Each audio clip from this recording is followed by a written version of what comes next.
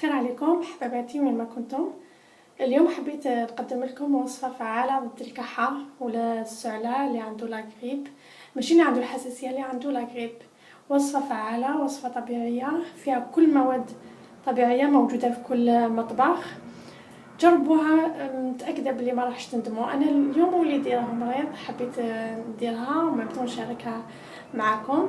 لهذا الوصفة واش نحتاج؟ برك حبة زرودية، عندنا حسل، عندنا سناسون وحبة تشينا. من احسن تكون عندك حبة طمسون، انا ما عنديش طمسون، عندي برك هذه تشينا صغيرة. المهم انا نحتاج العصير تاعها.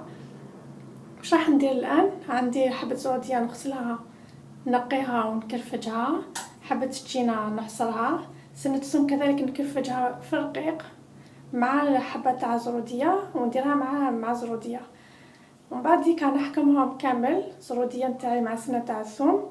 ناخذ شاش مقي ولا طرف قماش مقي ونحصرهم مليح، ناخذ غير العصير تاعهم، ما نزيد حتى حاجه، نحصرهم مليح مع عصير تاع حبه تاع تشينا، ونضيف لهم مغرفه تاع الحسل. وبعديك نتلاقاو كيفاش تحصلنا على الخليط اللي تحصلنا عليه.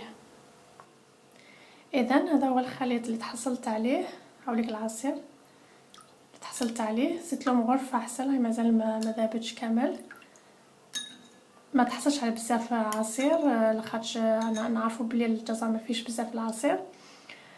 هذا المهم تضيفي والو، ما تزيدي لا شويه ما لا حتى حاجه. تاخذي من هذا العصير كل صباح، تستحفظي عليه في الثلاجه يشد لك 3 ايام 4 ايام، ما فيش حاجه اللي راح تخسر. تغطيه برك، تخليه في علبه تاع زجاج، تعطي لوليدك كل صباح مغرفه على الريق. صباح كي ينوض تعطي له مغرفه. تقدري ثاني تعطي له مغرفه صباح ومغرفه على 4 العشيه، المهم ابخي لاسيست، وما تعطيلوش في الليل، بس هذا العصير ما راحش يخلي وليدك ترقد. فيه بزاف، فيه ثوم، انتيبيوتيك، فيه عصير تشينا، عصير زروديه، كامل هذو كامل يخلوه نشيط، يعطوا ليه انرجي، ما يخلوش يرقد. ابان نصحك تعطيله مغرفه صباح، مغرفه على 4 هكذاك، بزاف عليه. يومين 3 ايام راح تشوفوا بلي السعله بدات تنقص، 3 ايام 4 ايام راح تروح كامل السعله. جربوه، راني عارفه بلي ما راحش تندموا، وفيه ما راحش تندموا، ما راحش تخسروا والو. فيه كل المواد اللي فيه طبيعيه، كلها مليحه للصحه تاع ولادنا. جربوا ان شاء الله ورجعوا لي اخبار في التعليقات تاعكم. ان شاء الله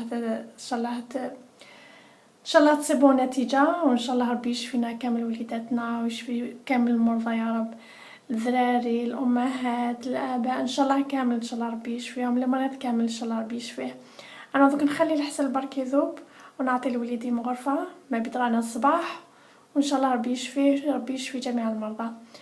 اذا برك حبيت نقول لكم بلي هذا الفيديو خاص بلي عندهم السعله تاع لاغريب، ماشي تاع الحساسيه. لا، عنده السعله تاع لاغريب. الحساسيه ان شاء الله نشوفوا في وصفات اخرى، ان شاء الله نشوفوا وصفات خاصه بالحساسيه.